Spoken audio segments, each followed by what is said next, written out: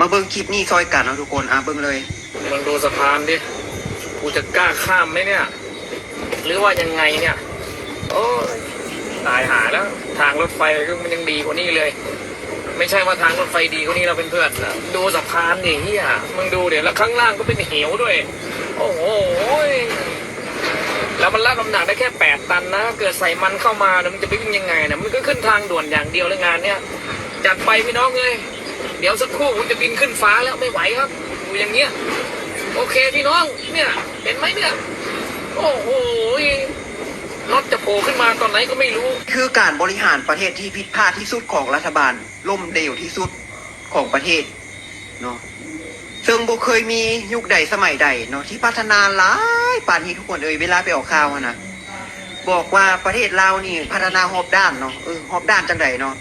หัวนี่นะสร้างตั้งแต่สมัยฝรั่งเศสปกครองเนาะตั้งแต่สมัยสงครามพุ่นเลยเนาะ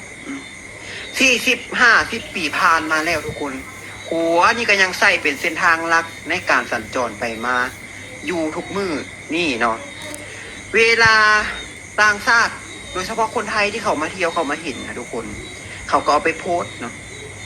คนไทยได้นี่ทุกคนนักท่องเที่ยวคนต่างประเทศได้นี่เขามาเห็นเขาเอาไปโพสต์ไปประจานประเทศตัวเองขายหน้าขายตาประเทศตัวเองแล้วหาว่าค่อยนี่ดูถูกประเทศตัวเองอ้อโกงเนาะคอร์รัปชันเนาะเอาเงินของภาษีของประชาชนนี่ไปใส่ส่วนตัวเอามาพัฒนาส่วนรวมบ่พัฒนาอีกอย่างเลยทุกคนเงินที่โกงไปนี่หลายๆปี40-50 ปีนี่เอามาขนดินเข้าเฮือนมันนี่ก็คือที่แบบท่วมเฮือนมันไปเบิดแล้วเนาะแล้วก็ขอฝากถึงคนที่ออกมาปกป้องรัฐบาลที่ซ่อโกงประชาชนซ่อโกงประเทศแบบนี้เท่ากับเจ้านี่ทำลายประเทศชาติขายชาติคนที่ขายชาติคือรัฐบาลแล้วก็พวกเจ้าเองที่ปกป้องกันเองบ่แม่นค่อยเนาะค่อยขายชาติค่อยบ่ได้หยังเนาะค่อยออกมาปกป้องค่อยออกมาว่าออกมารักษาผลประโยชน์ของประเทศไว้คันบ่มีไผเว้าบ่มีไผว่ามันก็สิเฮ็ดจังซี่ไปตลอดเป็นคนเว้ารัฐบาลเป็นคนโกงเนาะแม่นไผซัวก่อนกันไปตัดสินใจเอาเนาะ